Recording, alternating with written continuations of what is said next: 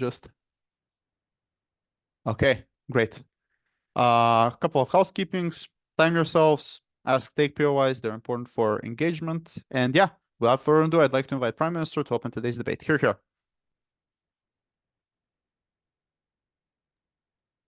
Okay, give me just a couple of seconds.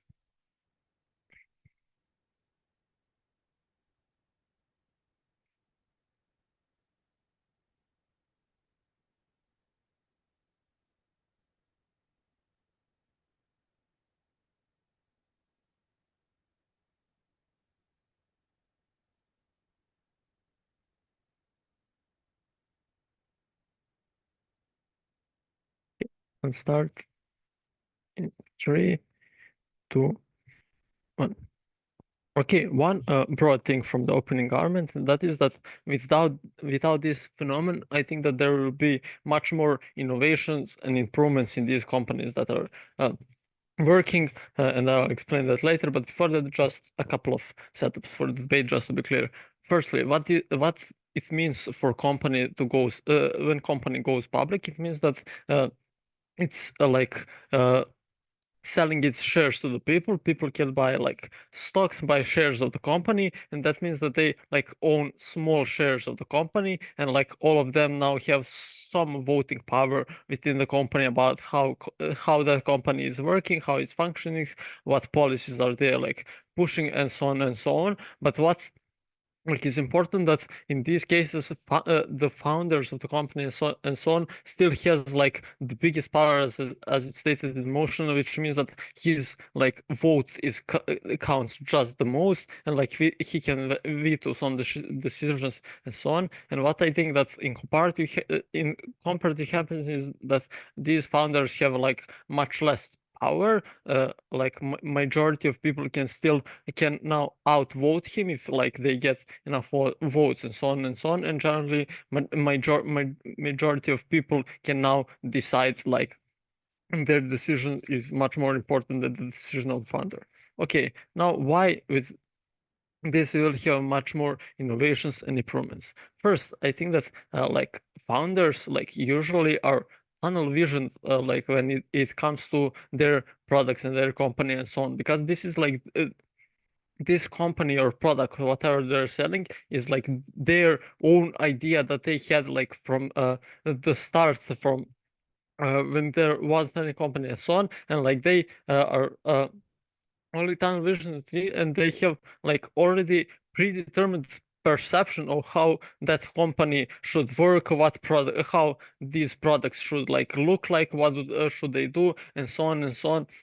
And it's very like hard to influence that that perceptions. Secondly, I think that these like shareholders are using companies like products and services much more. Like this is just like basic people that are usually buying these like shares and so on, and like they're using it in their day-to-day life. That like they're using, for example, Facebook much more. They're like, if you're talking about Apple, they are using iPhones and so on and so on, and like they know what they want to get from the product, what they want their iPhone to do, how they want what like some what yeah, they know what they want those products and so on to look like.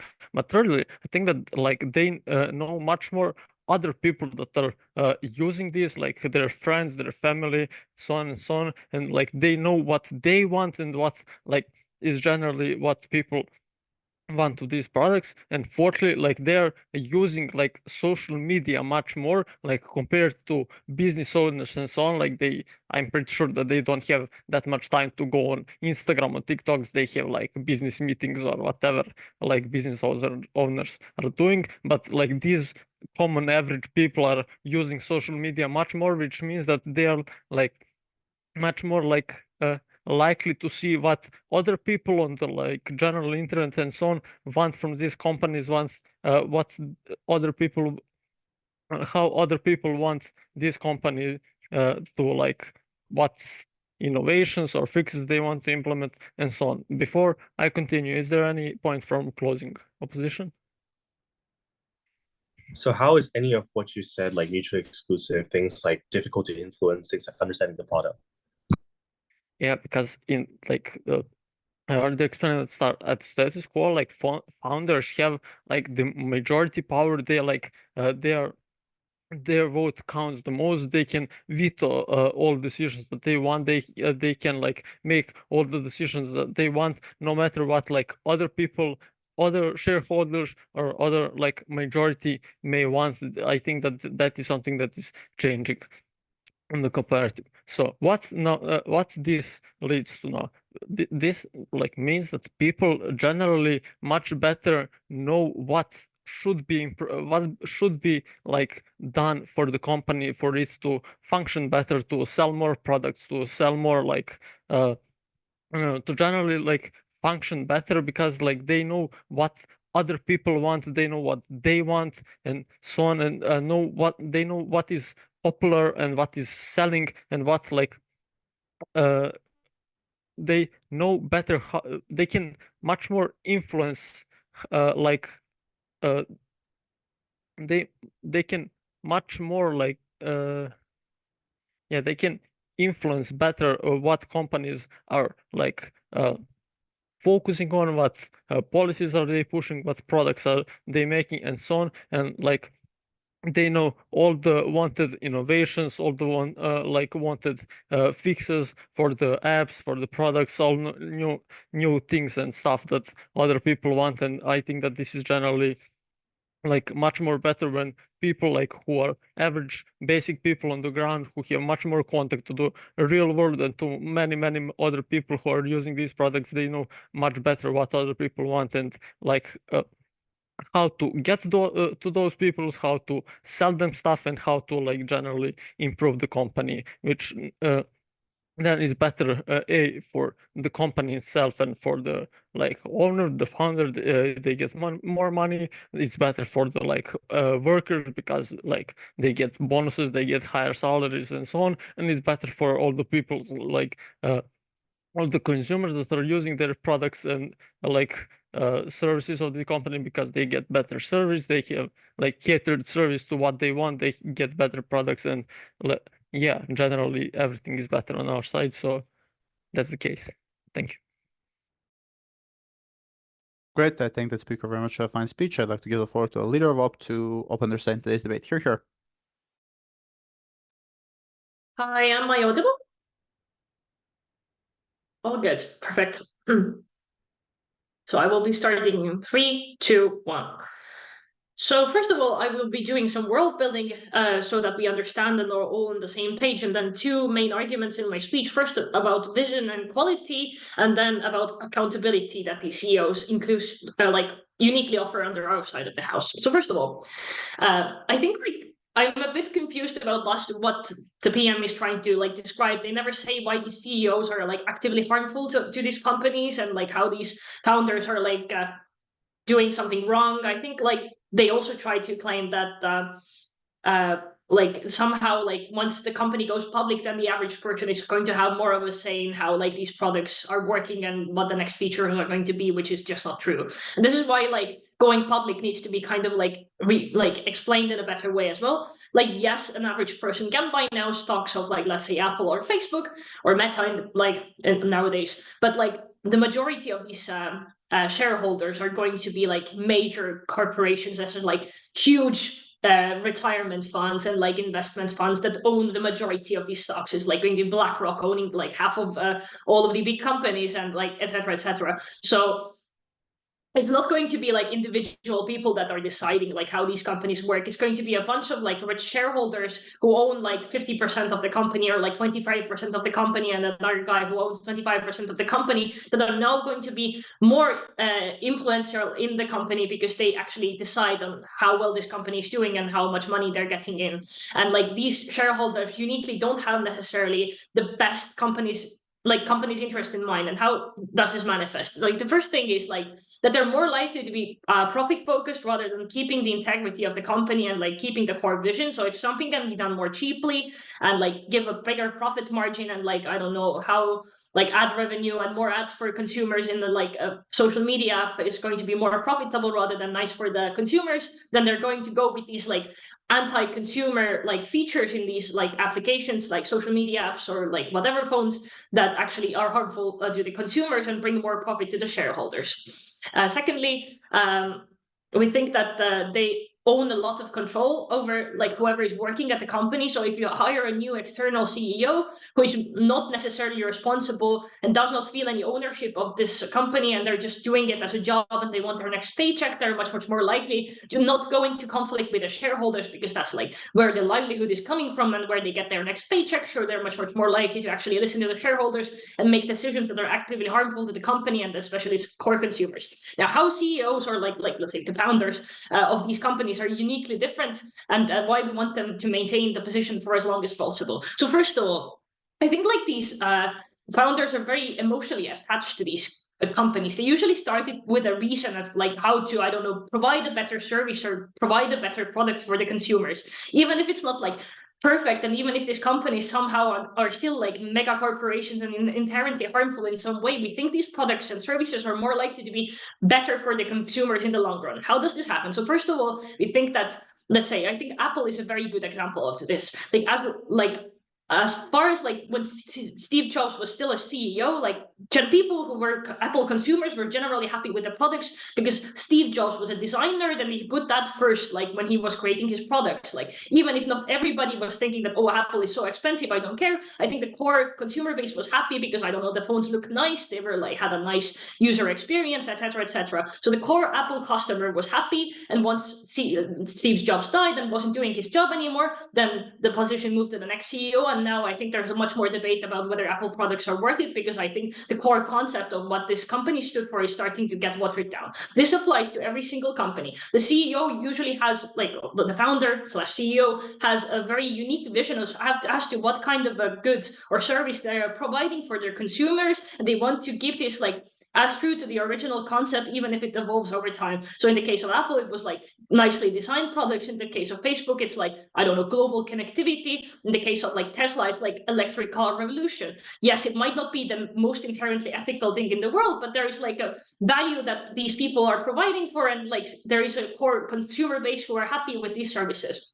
And how does it change now that we have this random CEO? It's less likely to be connected to the like kind of vision that these initial founders had and the legacy that they want to create for their name, and more likely to be just profit-based, which also leads to then this core value of the service or product being worse for the like actual consumer base of these companies, thus leading to unhappy customers who maybe don't have necessarily as many options because these companies tend to hold a lot of the market share. Let's say like Facebook has monopolized a lot of the like global social media market. If all of your friends and family members are on Facebook and you still want to talk to them, you can't just move all of them at once to a different platform. So customers don't necessarily always have an option to switch between different products, especially when it comes to these big tech companies like Google or Meta. And due to these reasons, I think their like customers are going to be staying on these same platforms and just being more unhappy because the vision of these companies has been lost. Now, the second thing is accountability. And this happens because like there is actually a face behind the company. So if the people know who the founder of the company is, like I know that Elon Musk's owned Tesla, then if Tesla is doing human rights violation in their plant in Texas, then I'm going to go on X/Twitter and I'm going to complain about it. And he's more likely to be held accountable. You can actually target all of this negative feedback towards an actual person who is behind these companies, and then you can get actual change. Like just a sec. Like we have seen this change happen in the case of like Elon Musk and Starlink. Like initially Elon Musk like provided Starlink internet during the Ukraine war, and then he wanted to cut it off because Ukraine was not paying him enough money to actually provide this service. And when he cut it off, people got super angry with Elon Musk by saying that he's a hypocrite and he's actually not doing what he promised. And then he gave his internet back to the Ukrainian people so they could like continue using the services in the battlefield. So we see that this backlash actually has global impacts, and people can hold the CEOs accountable even if it doesn't work all the time. We are not saying this is like a perfect measure, but it's better than the alternative, which is we don't even know where to target. Am I going to like, I don't know, just like tweet at this company that is like completely faceless? I can't actually like do anything about it. Am I going to take this company to court? I can give like backlash on social media, but because there is not a person behind it, it's less likely that I'm going to be angry at someone. I'm going to be just confused and like unhappy and like without any alternatives, because like the market is so monopolized. And due to these reasons, we do feel like the core values of the customers and the initial like vision of the company are better represented, and there is actually a face I can put behind the company that I can hold accountable for in this world. Please support opposition. Great. I thank the speaker very much for a fine speech. I'd like to give the floor to the Deputy Prime Minister to continue to sign today's debate. Here. Right, second.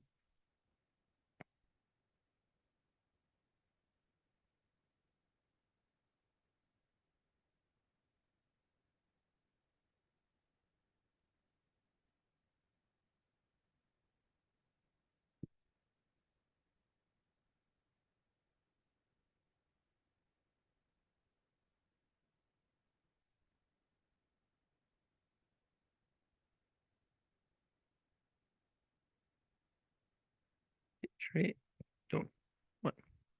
Opening opposition brings one good point, and that is that other companies will, like in a lot of cases, buy these shares and so on and so on. And to be honest, that is true, and I kind of overlooked that in prep, but I still think that that is not something that is very bad. I'll explain why it's like good if even if it's bought, like even if those shares are bought by some other company and not like by basic people and average people and so on. Like firstly, I think that you anyway get like different perspective on how the company should look, what policies should be like implemented and so on and so on, what should be done with the products and so on, because it's still different people that are like working in different companies, different founders of different companies and so on, and you still get that different perspective, which is very important to like, because like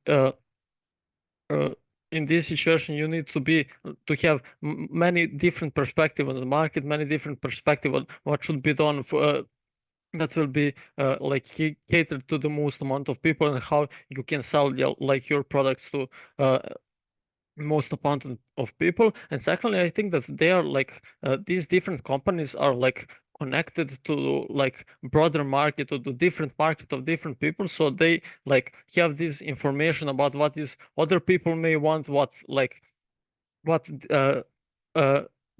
some different people want and so on. Okay, let's now get into more like concrete rebuttal on like their case. Yeah, they say that like they see that I don't like explain how are founders like harmful for the like company itself and so on. And I think I explained pretty well that these founders of these companies are like not connected to like not connected to consumers, to the people that are using these products, to people who can potentially use this and so on. Because like I explained to you why other people, like basic people who are using these products, who are using social media, who have many more friends and so on, like better are much better connected with like other people and better know what average like people want and what to expect from these products and so on. Okay, then they say that like when these other companies like buy shares of like certain company, they will push some anti-consumer like products and so on to gain more profit. But this just doesn't make any sense to me. Like if you push anti-consumer products, those products won't be like bought by the people. They will be like people won't buy products that are bad for them, that they don't want and so on. And so if you do this, you will just lose profit because less people buy your products, which means less money for the company, which means less money for you. So I don't see why they will do that.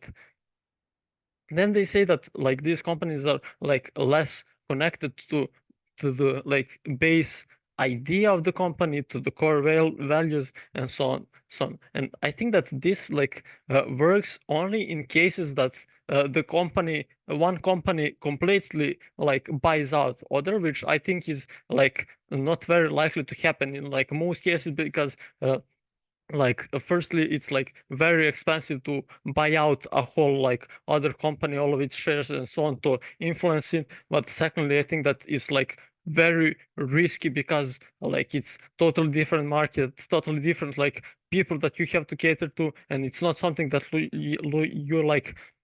No, and generally is very risky for you.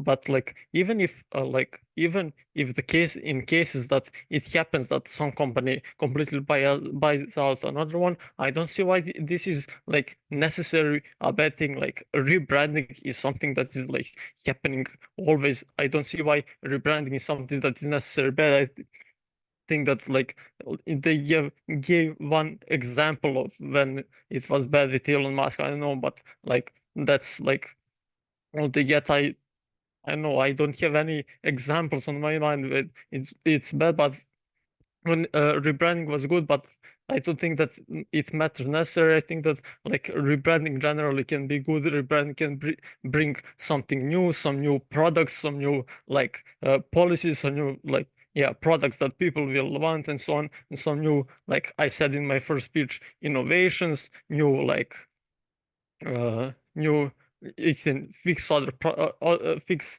like products from before and so on, and it can be like a very good thing for the company, for all of the workers, and for all of those consumers. So yeah, I think that this is generally a very good policy, and for all those reasons, OG. Great. I thank the speaker very much for a fine speech. I'd like to give the floor to the Deputy Leader of Opposition to continue our side today's debate. Here. Okay, quick audibility check. Top.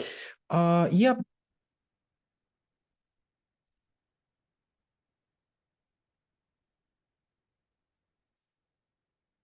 Yes, you're audible. You're good to go. Yeah. I just observed your the fantastic Zoom graphics. Cool. I don't necessarily see a lot of merits in rebutting OG's case because it doesn't exist, but I'll try to assume that they had some rebuttal to our case, and we'll just hope that CG will be good enough so that we can respond to them a bit later on for POIs. But anyway, so basically like the entirety of OG's case boils down to, okay, open stock ownership means democratization of the company. Therefore, like founders are like gonna have less power and therefore more power to the people. Therefore, products are like better off on their side of the house. So like reality check, open stock ownership is symmetric on either side of the house, right? So the company is going public is something that happens prior to the debate. But the fact that the idea that OG does not understand is what do managers actually do? So like CEOs oversee strategic decisions of the company and control like large staff of all working on very different ideas, but they don't themselves code new app features or rebrand packaging of products or do rebrandings. So like best case scenario, if OG proves anything about like the benefits of, oh, it's better that the companies are run more democratically, they have a very huge problem solution disconnect that they did not manage to overcome in their first two speeches. Now, Halloran told you about the likelihood of accountability that only happens when you are aware of those people who you hold accountable for like the misgivings of the company. This had like no response from OG, but like very quickly, like media attention, shareholder pressure, and reputation and stock value drop, those are all can only happen when there's like a face you can add to the company and to the boycott that you're trying to persuade. And that only happens when you know who actually the CEO is, like, and that is much more likely to be the founder who we've like been following for like 10 or 15 years, whose like business journey has been documented in like multiple documentaries or like countless economist articles. So like founder like ultimately has a very important position, and like if they get backlash on social media, then their legacy and their image is at stake, and they're more likely to go and argue with the shareholders to fix their image and fix the problem that causes such boycott. Because like as long as they have like certain power within the company, if the founder is not in the picture and like just like a random hired CEO is responsible for managing this, the shareholder can just get a new CEO who does not care about backlash, and like no problems are being solved, and stock value just drops. There is no solution to any crises.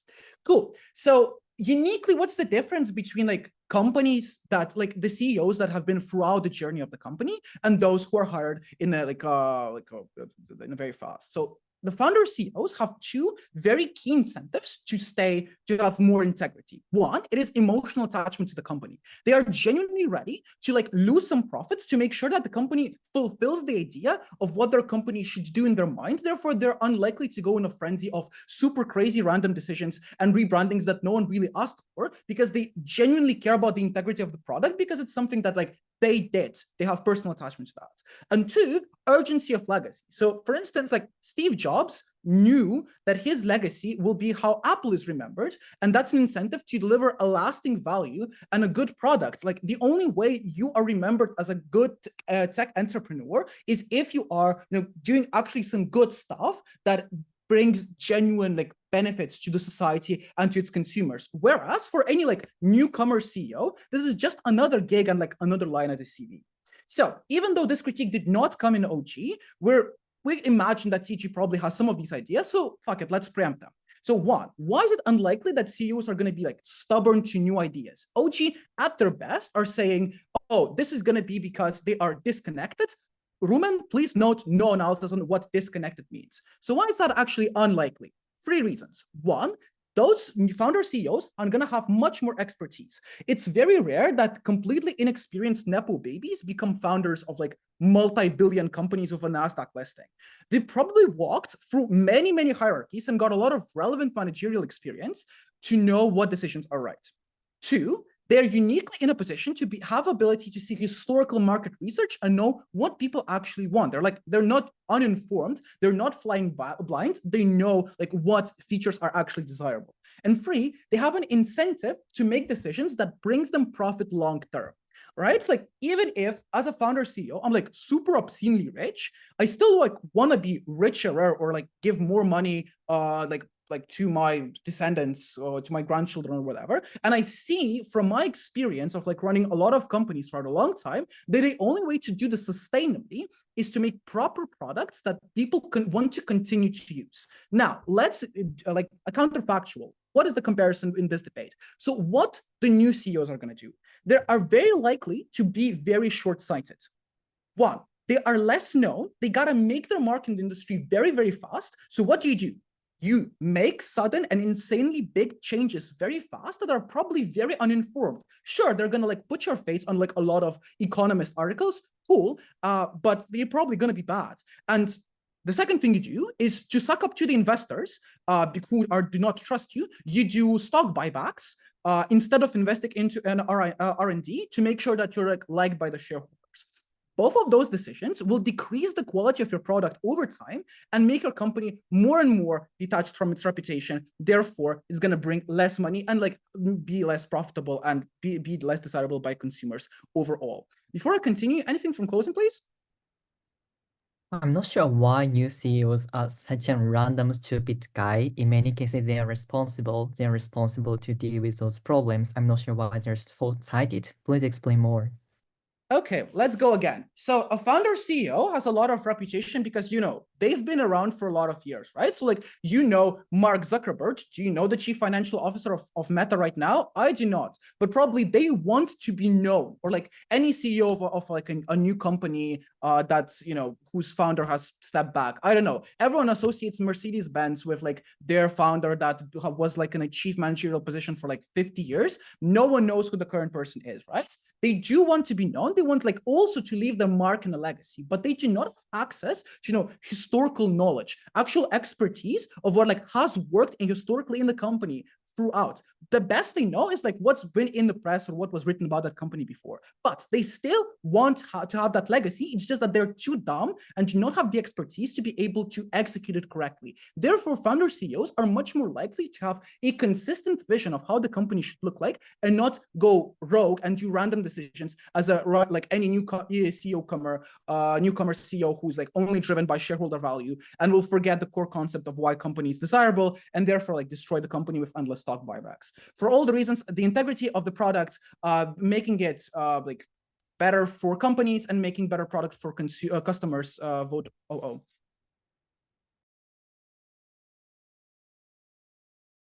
Great. I'd like to thank that speaker very much for a very fine speech. I'd like to give the floor to the government extension speaker to open their side in today's debate. Here.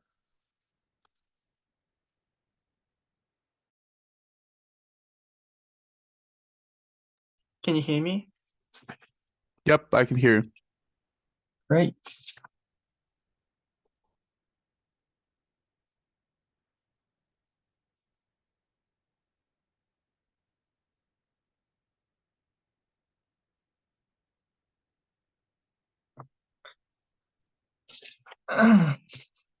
Starting my speech in 3, 2, 1.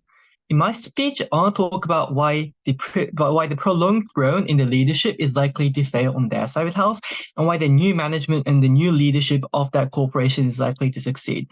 I think one thing that is really different from what opening government has talked about is that this is not an intuition pump. I'm going to be providing structural reasons as to why these sort of things are the cases. But before moving on to those cases, I just want to do some, direct rebuttals towards opening opposition. I think that good analysis that came from opening opposition was this: hey, the founder of that corporation is unlikely to do super crazy branding because they have personal attachment. They have, their legacy is attached with the corporation's value in itself.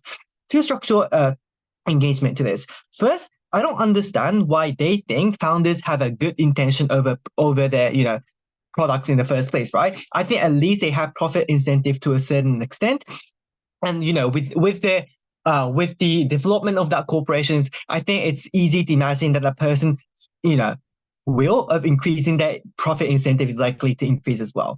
But second of all, I think the value of product should be determined by customers and not by the founders themselves, right? Because oftentimes those products are obviously used by customers, and their value and how it should be perceived within the society should be determined by customers.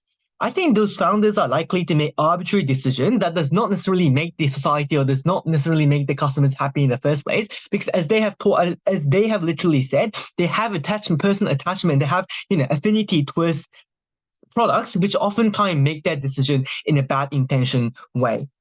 Saying that, first argument then why the leadership on their side of the house is likely to fail. I think we have to do the characterization of the founder here. Oftentimes those founders of certain corporations come from a tech company, and they have oftentimes innovative ideas that will change the mind of the society and succeed in launching the service. But oftentimes those people don't necessarily have degree in business and MBA, for instance. Therefore, they don't necessarily have this knowledge in management position of how they should handle human resources and whatnot. Why do they fail then? Three structural reasons here. First of all, I think the leadership required after the company has grown is uniquely different from the foundation time. When it's foundation time, the leadership that is required or the skill that is required are oftentimes innovation skills, like being able to think creatively or differentiating your services from other companies and looking after several, like 2 or 3 subordinates at max. On the comparative, after the corporations have grown, the leadership and the skill that is required to be in the CEO is widely different. How does it look? How does it look like that? It oftentimes looks like a corporation grow by effective M&A, for instance, having good management system and looking after human resource department, right? These sort of abilities oftentimes accrue from degree in businesses or degree in MBA, which oftentimes the founders of those corporations lack.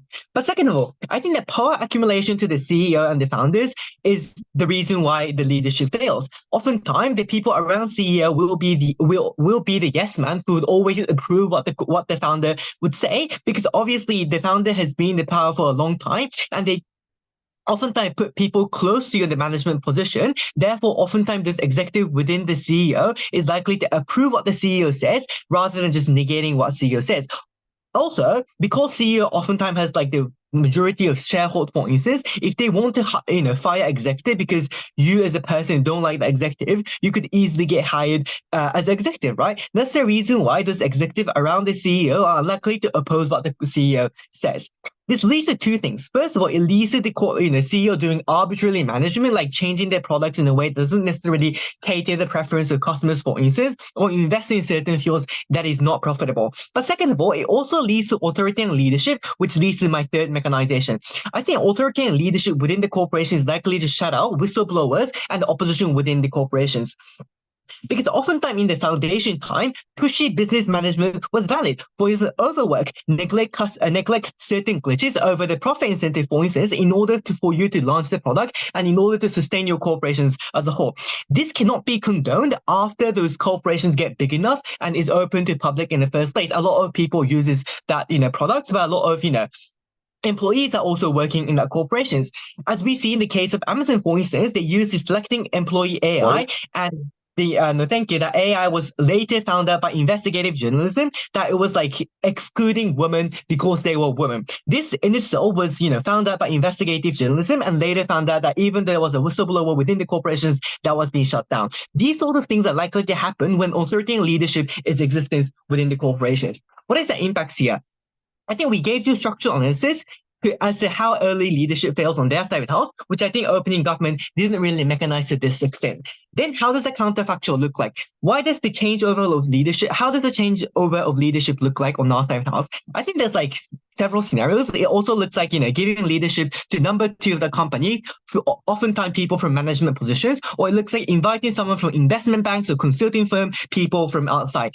I think opening government analysis saying that, hey, shares are being bought by average people is just unrealistic as to how the changeover of the power within the corporations work. I think what this motion means is that early founder is going to step down from an executive position and a new person will come into that come into that position. Why is it going to succeed more? 3 structural reasons here. First, oftentimes those people within the new CEO have experience in management and strategic decision and M&A, for instance. What opening opposition engaged this is that, hey, you can introduce consultant. What opening opposition said to this engagement is that they are unlikely to go into conflict with the CEO, right? Their job is at stake.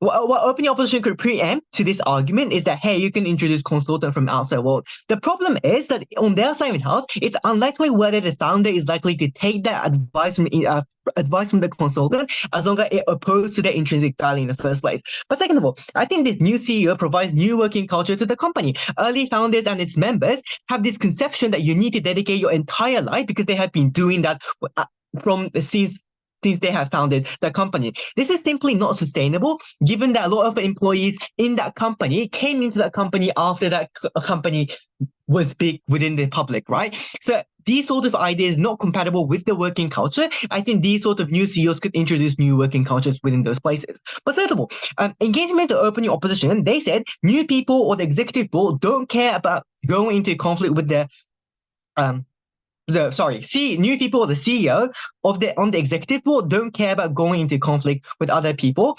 But we tell you that their job is at the stake, whether you could succeed in that job or not. So even if you go into the conflict with the shareholders, for instance, you're unlikely to change your mind, but try to change your reform for all of these reasons. Sorry for being late. Happy to propose.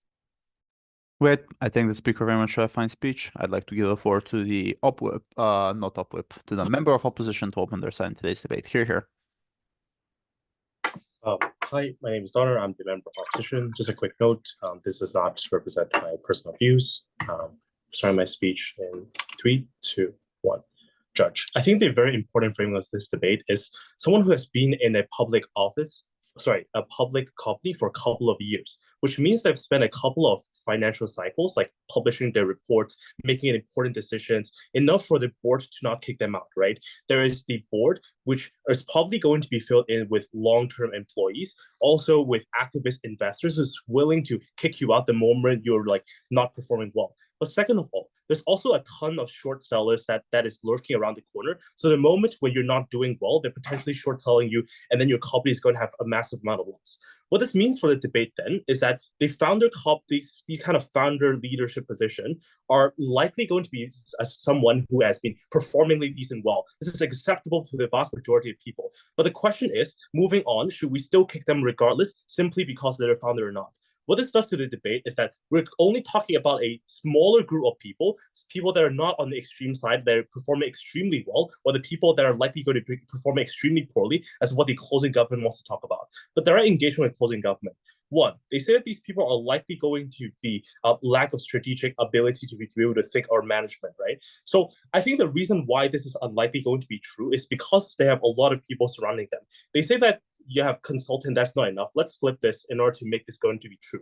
So I think they are going to take a lot of their advice because that they see that there's external competition with other major companies. They see that other major company has like a management system, so they're going to directly implement them. And even if they cannot copy their system, they simply headhunt and then just like get really good managers and then hire it for them, right? Especially if they have like management experience in the tech company, for example, that's going to happen.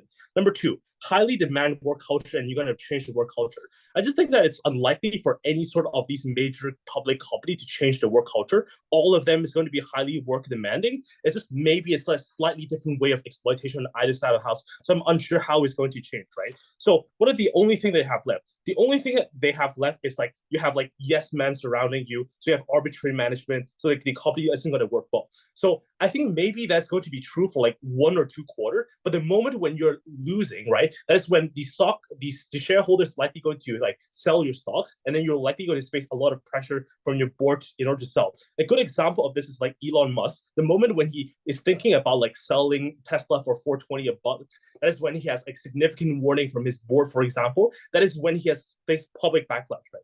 What is the extension of a closing opposition there?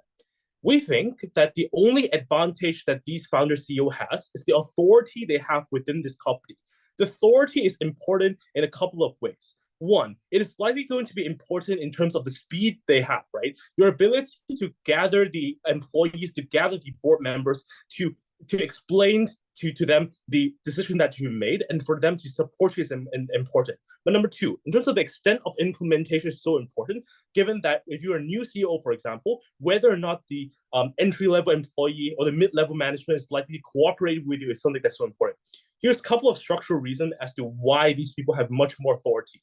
One, you're the people that probably hire the core employee, like the engineers, like the managers, for example. You hire them because they're similar to you. You know that they're able to work like you, right? So you understand each other. So there's a degree of like loyalty towards you. Number two, you have a significant amount of confidence in you, given that you yourself personally built this company. And this new CEO, because they did not personally build this company, they're unwilling to take these mistakes, and sometimes it's necessary. Things like firing your downsizing your company, things like rebranding your company, for example, from a social media company into like a metaverse company. Third of all, you personally have a lot of money because you own a significant amount of stocks. So even if it takes a short-term amount of loss, you're likely to make this decision.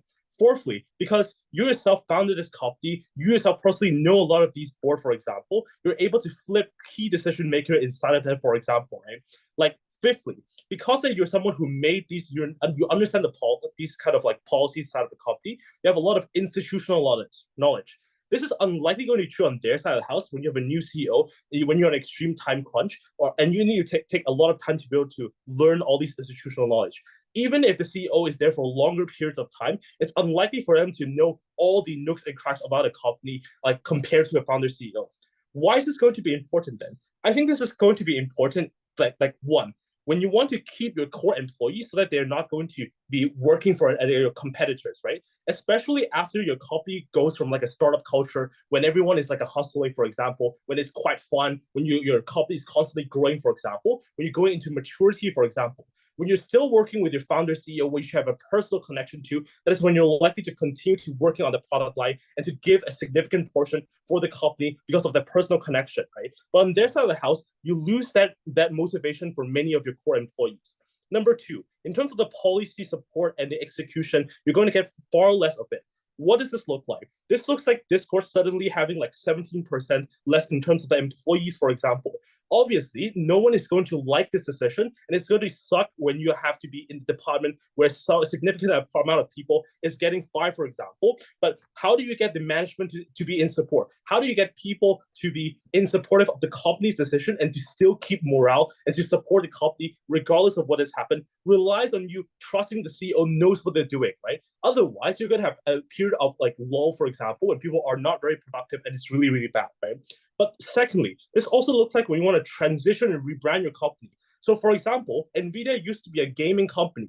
But because Jensen Huang wanted to change it into an AI company in order to make it work, he made a significant rebranding. He developed the technology while trying to create the market at the same time, right? So you require people to convince the board member, which are probably not as tech savvy, for example, in order to support you, for example. The reason why they're likely to support you is because you're someone who built a company from nothing into a billion-dollar company or like hundreds of million-dollar company. So you have a lot of credit, right? But in comparison, if you are a new CEO, right?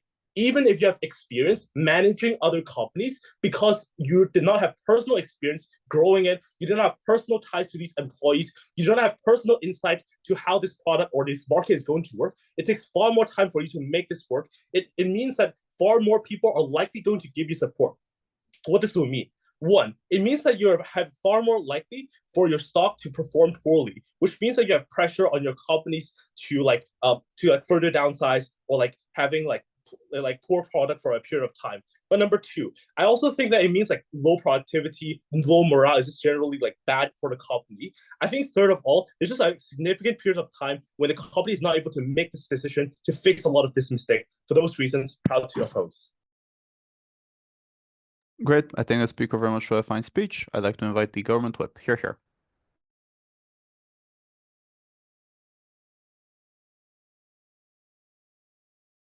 Hi, am I audible?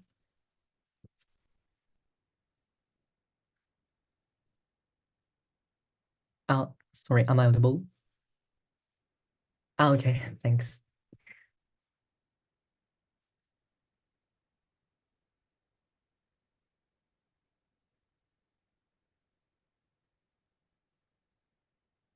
Right, POs in chat, please.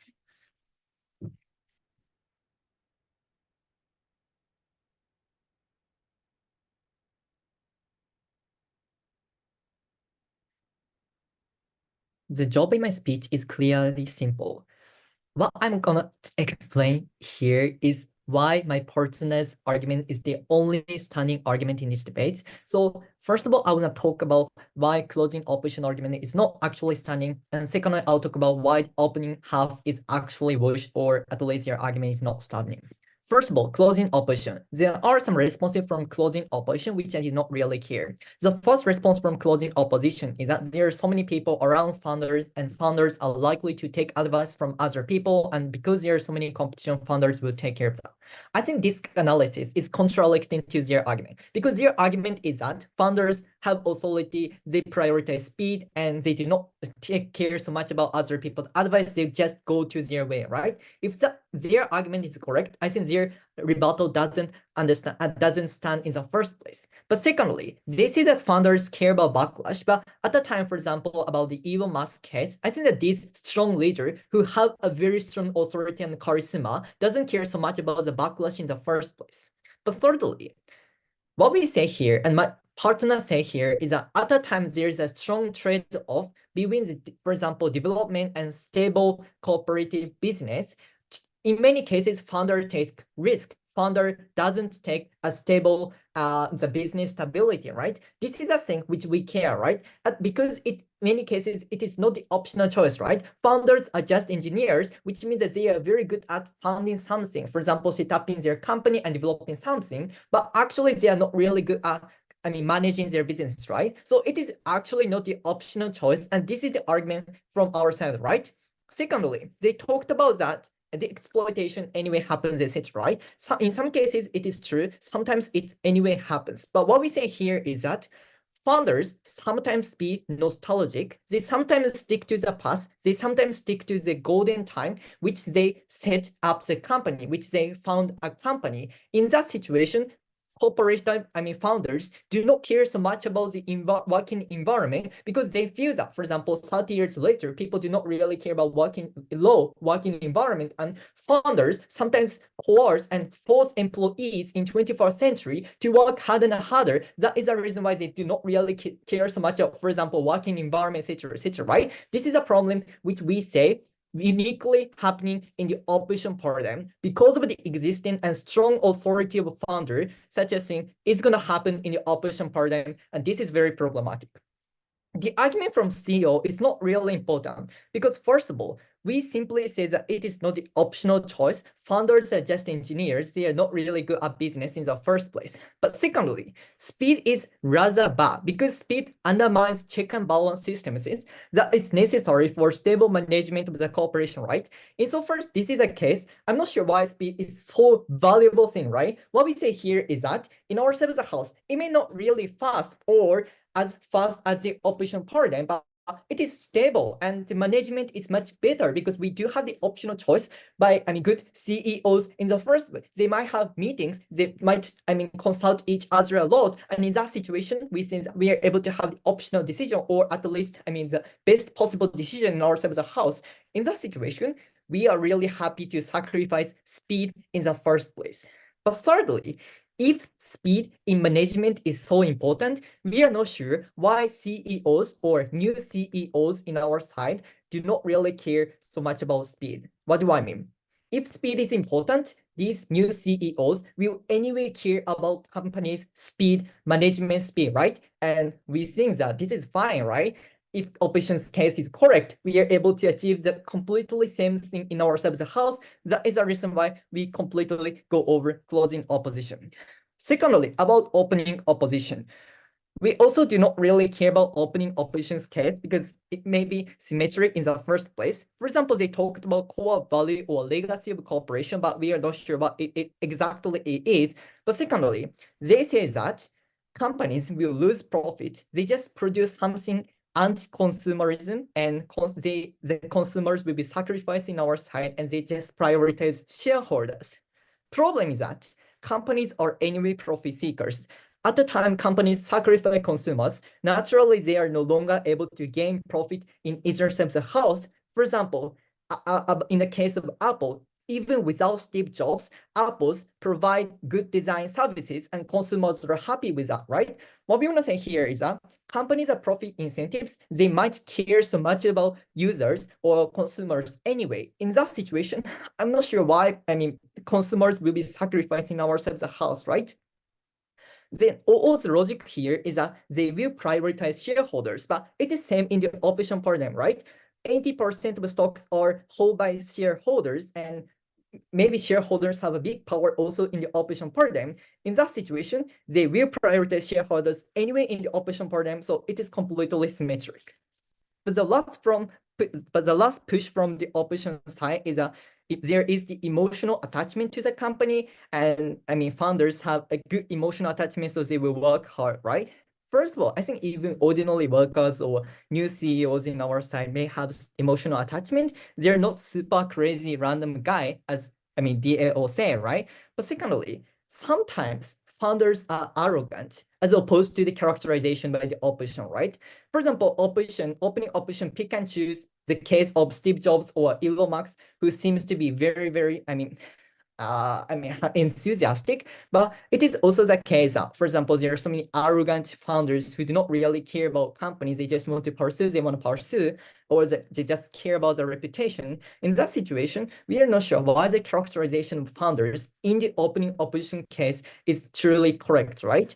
In that situation, we do not really care about OO's case, and we clearly win over opening opposition. Thirdly, let me talk about opening argument. About OG, I do not want to knife, so just briefly. Actually, I feel that OG's case are largely symmetric. For example, they say that the innovation will be perceived uniquely in our service house. It might be true, but I think the delta is very close, right? Because also in the operation paradigm, companies will just seek a profit, and in that situation, they will try to have the innovation anyway, right? But there are so many other cases. Maybe founders want to have much further innovation. In that situation, the innovation can happen also in the operation paradigm. So I think that their argument is not really clearly different between the gap paradigm and the up paradigm. So CG is the only team providing a good argument. Happy to propose. I think the speaker very much had a fine speech. I'd like to give the floor to the opposition whip to end their side in today's debate. Here. Okay, wait a second. Let me find the timer.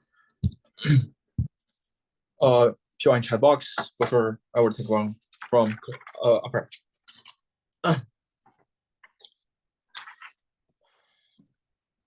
It's likely your original founder is like Steve Jobs, like, oh, that's amazing, creative. But also likely your boss is like to be some of the asshole, like, OG, stupid, don't know how to using social media, don't listen to other people at the first place.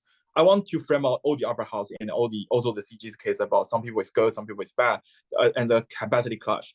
I think the new manager and the founder, nobody know how exactly they are looking like. Nobody know who is better. It is just a random gambling on some people who making a good decision at the first place. Maybe some other original founder lose a lot of money in Macau. They also don't care about the consumer base and they just want the money. There's no long-term benefit in OO at the first place. I think it is also looks like it's so random. They are likely to be you are like it's so random. You point out good or bad. It's likely those kind of like people.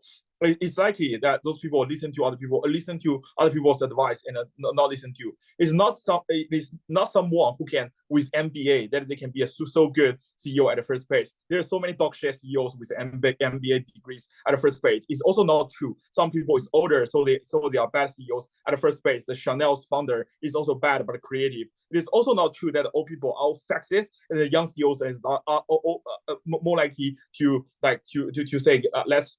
I don't care about females and other females coming. So a lot the implication on this kind of like framing is everything other houses to arguing about who's better than who is all shit because they never give me the certainty analyze or at the first place. This at the best on OGCG, they are likely to have new CEOs, but the new CEO that is good at experience or have MBA degree. This is also likely on our state house. We have those kind of good old managers like Steve Jobs at first place, which means all them.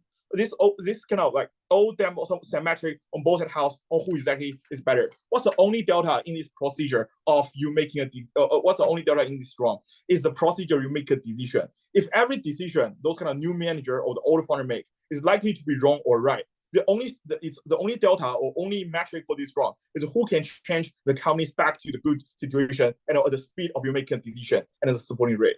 It's stunner, my partner tells you, because the old founder is confidence, the knowledge they know about these companies, they can take less time to think about the problems. Because they have the money, they don't dare about to taking the risk of these companies. They can making a decision much faster. Because they are the old founder, they have the personal charming, they have those kind of loyalty in this company, they're likely to make it much more faster. While those kind of new CEOs, it takes a year to get the support from the board. You need to take a year to really feel confident I can roll these kind of companies good at the first place. Or these kind of new CEOs just don't have that much money that you dare make a big decision like Elon Musk or whatever, which means it's more likely they will make it very stable and it takes a long time to get the board at the first place and they don't have the allies at the first place. So what's the impact in our state house and it can come up what the implication of this is our state house can come up with the decision much faster and with more supporting. And why it matters hugely. I think first, if both side house are likely to make a wrong decision in this round, it's our side house we can change them much faster because we have more allies. We can change it back to the track, only stopping those kind of costs faster on our work. But secondly, the first mover advantage is that whoever first entering make a faster like decision, you can much easier to entering a new industry. This is a massive impact. It's just looking like it's just like Elon Musk who joined to this kind of like electronic cars much faster. That's the only reason why he can beat over Apple in those kind of car areas. This is a massive benefit to go to these kind of companies because it won't fail that much. It won't fail that much. If just Terminal ourselves can make a decision or get the board can approve our post or this kind of fraction of the companies, we just can save millions of money. Like the Apple just stopping the investment in car. It's likely we're stopping those kind of wrong decision much easier. But secondly, is our state house can just like some first mover advantage to stopping this kind of cost. I think the main attack from CG, it is only about that the old CEOs, the old founders are all stupid people who don't listen to other people. Just like the dictatorship. But bro, this is not a motion about like China or whatever, Russia. It's oftentimes that we still have the board like my partner talk about. It's oftentimes that first, it's because I found this company so long. I really want to these companies so good. It's oftentimes the founder is the one who love the companies the most. They are likely who ask for lots of people's opinion. But secondly, there's already board in these companies. They can have those kind of decision tracking. They can they can talk about the idea at the first place. But thirdly, when a founder who making a super big companies, it's not likely it is me. I'm so arrogant. I just want to think I'm so good. It's oftentimes they already prove their ability to listen to other people's suggestions and to make it good. What all I prove to you is likely this founder is not likely to be that kind of bad. They're likely to correct from their bad decision at the first place. The only delta in this round is maybe the new manager is good. The new manager likely to making the right decision, but good decision. But the time, the decision to correct from it takes a longer time. It is a cost, and they cannot enter in those kind of new industry that the car to let you to dominate these areas that much. There's massive problems on these companies at the first place. Before that, OG. Roman, please note that the premise of both of the opposition cases is that other company will buy full ownership of the previous company, and I already gave you 2 reasons why that is not the likely scenario to happen. Oh, I don't get the point. It's oftentimes that the likely scenario is those kind of like founder that are coming to these areas and give a very long speech, and the board members just say yes or okay, or just have more critical thinking. I think the only delta is that how long the discussion lasts. Is our side house can much efficient last because they trust is not founder, or likely the founder will like say, let's do this. We will take the responsibility. We will fix the problems or whatever. Is our side house can do more efficient.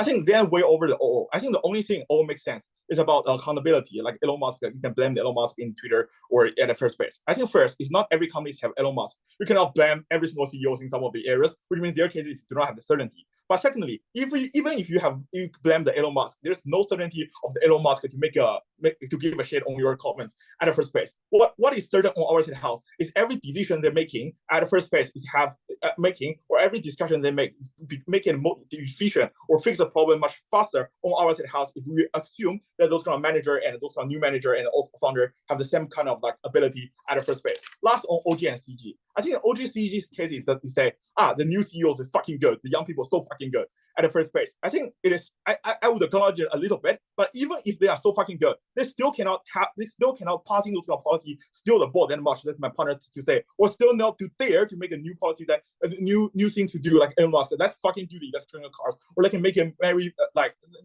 take a challenge, whatever. Oftentimes that there's a house have a much slow way to do it than other people, like crazy people, Elon Musk, who will get advantage on you, which means you will always fail. Which means the premise of their case is they need to prove their ability, the board will pass on it. With all reasons, CEO take this round.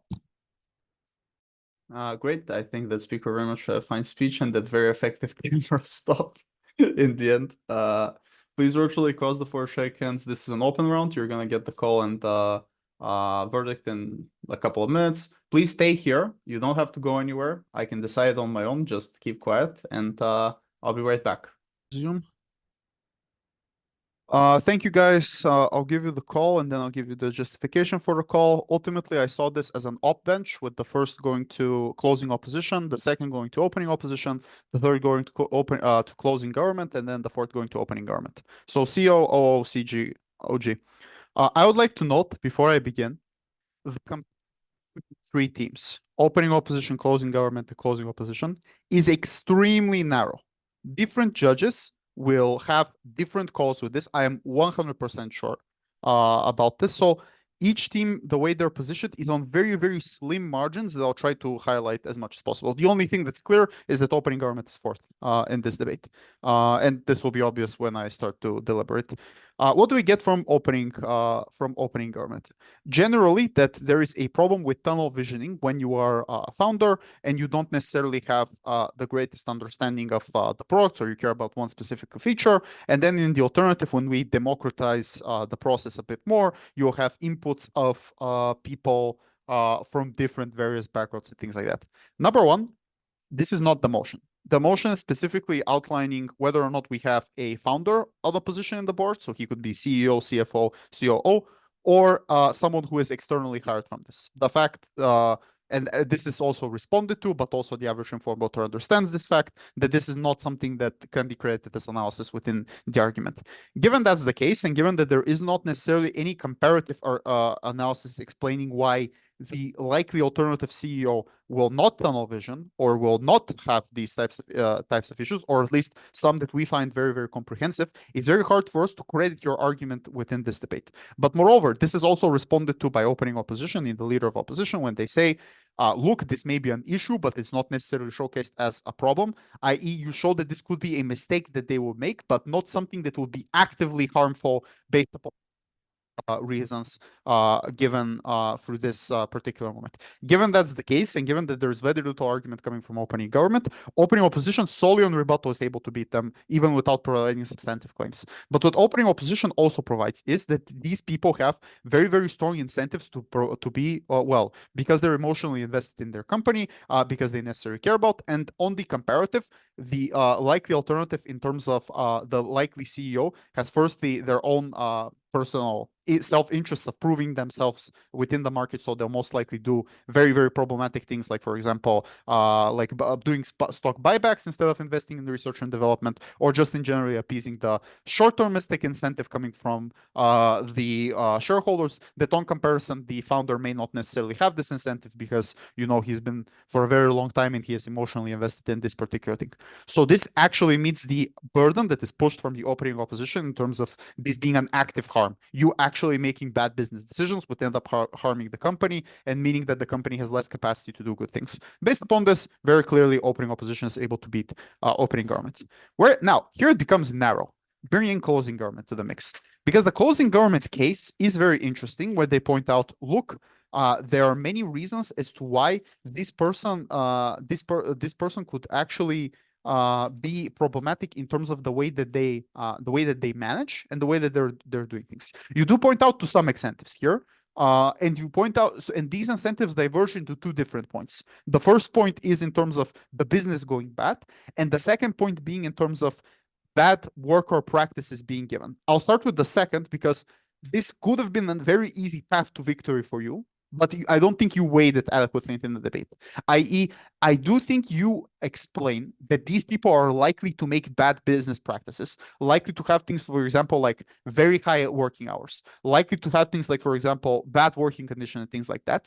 But unless you explain to me why I should prioritize these people as opposed to the wider society, which is the one which presumably the debate operates in between the clash of the three teams, then I won't necessarily know, even if I buy this contribution fully, why it is a debate-winning contribution. Now, this is something that you could have done. You could have explained to me, for example, that the harms are very severe, that we're talking here about, for example, people being forced to relive traumatized experience by working 16, 17 hours a day, not taking care of their health and things like that, and then weighing this off against the other group. You don't do it. You just say it as an explanation. This could lead to bad business practices. So it's not necessarily something that I could give you as a victory independent within the clash. And given that argument follows the same similar logic pattern that you provide in argument one, I'll talk about argument one now, but seeing that as to why that's not a way for you to win the debate.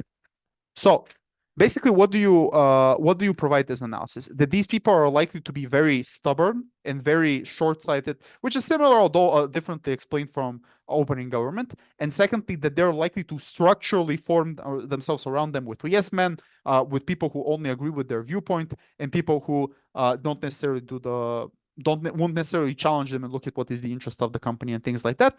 And the likely comparative is someone who is a good shareholder and things like that. So why do you lose to closing government? There are broadly two reasons. The first is your likely comparative argument goes along the lines of you have specific education that you gather from learning, for example, an MBA somewhere that you can prioritize for business things. Opening opposition's preemptive response to this and analysis goes along the lines of you care about the incentives in the short term, thus you're likely to make very problematic policy. You'd never explain to me why education necessarily deals with the conditions coming from opening opposition. This is the first thing. The second thing is the way you analyze this claim is you never prove why it is impossible for someone who is, let's say, a founder who has an engineering background or a technical background to learn these types of things. Yes, you explain that it is less likely for them to know these type of things. Yes, you explain why it is more likely that an external business provider might know these things. But to me, this doesn't necessarily seem like a unique incentive within itself based upon this specific condition that you are providing. Whereas opening seems to be operating within a wider majority of situations and a wider majority of cases to do this. Again, You could have weighed these two things within the debate from closing government, but given that you don't give me this type of wing, I have to do the wing instead of you, and this is the wing that I will ended up choosing in terms of evaluating the different analysis that was provided. I will say, if we also have to look at POI engagement within the round, at least opening opposition took one POI from closing government, whereas closing government didn't take any POIs from them.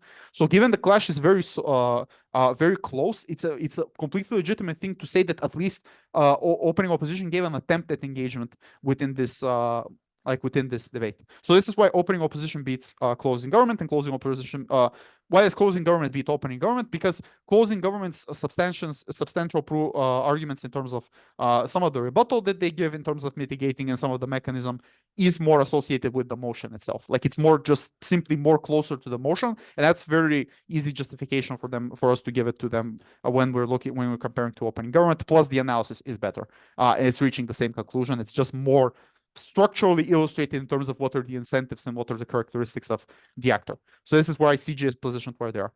Bringing in closing opposition, another interesting theme within this debate.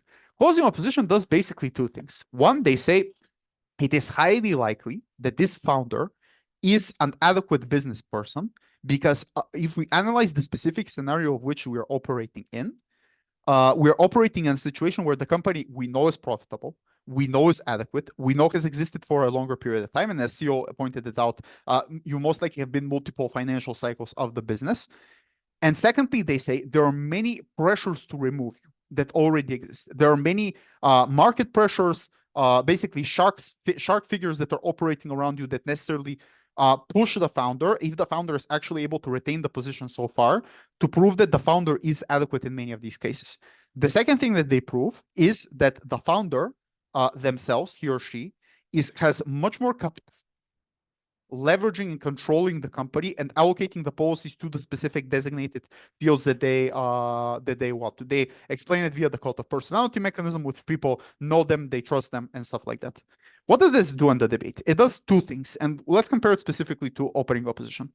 The first is, from opening opposition, I still have some kind of doubt as to whether or not these people are legitimate people. I think that there are adequate government pushes within the debate to which opening opposition doesn't necessarily completely destroy. I think opening opposition is able to significantly win by explaining that these people have good incentives, but still, this is a probabilities thing. I still think that in certain scenarios, maybe they don't have the best incentives in mind.